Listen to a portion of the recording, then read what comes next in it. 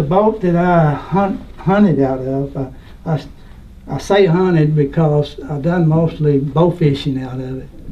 It wasn't a dugout like this, but when I got to be in the 9th grade, I took woodworking. And Mr. Carlton was our ag teacher. And I don't care what you picked out, if you wanted to build something out of wood, it's all you. And so I worked all summer on that boat. It was made out of cypress.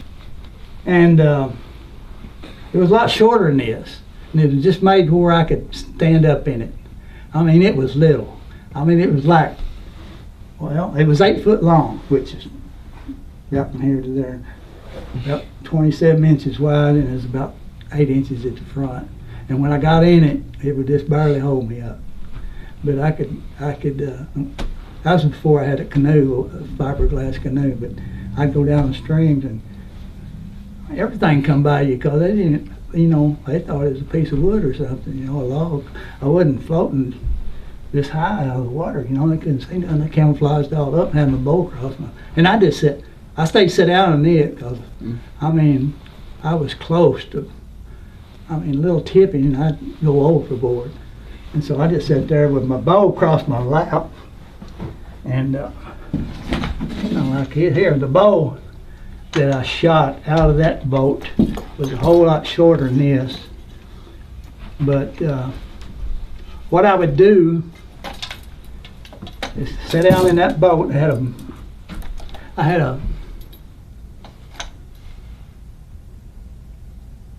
a seat right in the middle of it. Let's just say I'll turn around just like this boat is. So I'm going down the stream like this, sitting right in here in the middle. And I'd go upstream, turn the boat loose, and just float down, straighten it up once in a while.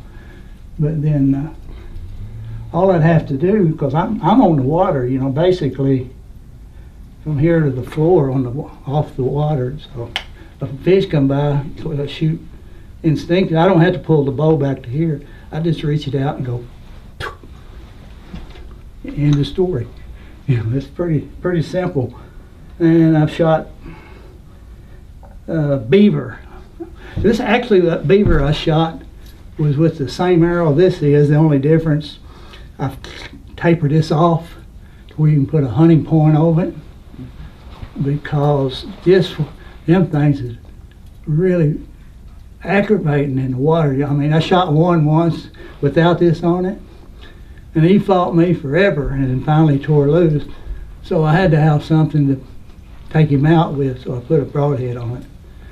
Only time I ever seen that done. But I had a broadhead on this, and the second time I went, I was hit out in some bushes on the bank, and he came swimming by, and I shot him right through the heart, but he wasn't going nowhere anyway. So this is a real way to hunt.